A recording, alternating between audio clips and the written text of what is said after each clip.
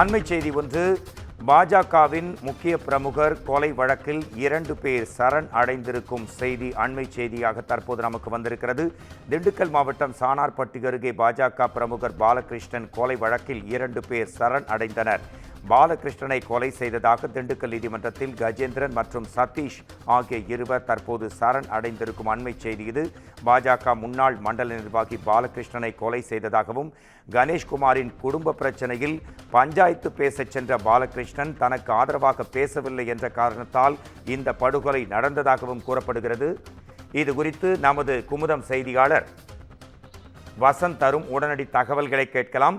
வசந்த், பாஜக பிரமுகர் கொலை வழக்கில் தற்போது 2 பேர் சரண் அடைந்திருக்கக்கூடிய அண்மை செய்தி வந்திருக்கிறது. இது குறித்த உங்கள் தகவல்களை எதிர்நோக்கி காத்திருக்கிறோம். கூடுதல் விவரங்களை தரலாம். உங்களுக்கான நேரம் வசந்த். வணக்கம் மோகன்ராஜ். திண்டுக்கல் மாவட்டம் நத்தம் தொகுதிக்குட்பட்ட சானார்பட்டி அருகே உள்ள ராஜாகாப்பட்டி கிராமத்தைச் சேர்ந்தவர்தான் சுப்பிரமணி. இவர் அங்குள்ள கிராமங்களுக்கு மைக் செட் தொழிலானது செய்து வருகிறார். மேலும் இவருக்கு விஜயகுமார் மற்றும் கணேஷ்குமார் என்ற 2 மகன்கள் உள்ளனர். இருவரும் திருமண நிலையில் தற்போது மைக் செட் யாருக்கு என்ற பிரச்சனையானது இவர்கள் இருவருக்கு இடையே அந்த பிரச்சனையானது வெடித்தது.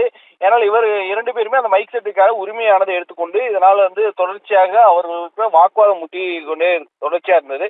அப்போது தந்தை சுப்பிரமணியம் மற்றும் விஜயகுமார் ஆகியோர் ஒன்று சேர்ந்து கொண்டு கணேஷ்குமாருக்கு மைக் செட்டை தராமல் அவர் மூன்று பையன் என்ற முறையில் அவருக்காக முழு உரிமையை கொடுத்ததாக கூறப்படுகிறது.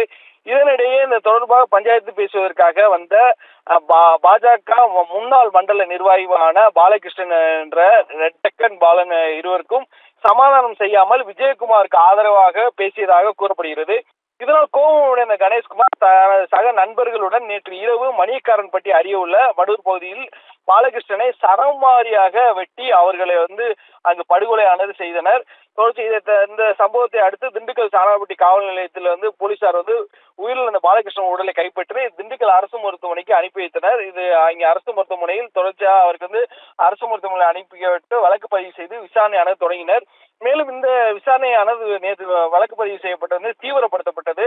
பாஜக நிர்வாகி என்ற ஒரு காரணத்தை வெட்டி அதை தொடர்ந்து வெட்டுவப்பட்டவர்கள் அதே பகுதியில் இருக்க என்ற தீவிரமான விசாரணை நேற்று இரவு முதலே தொடங்கினர்.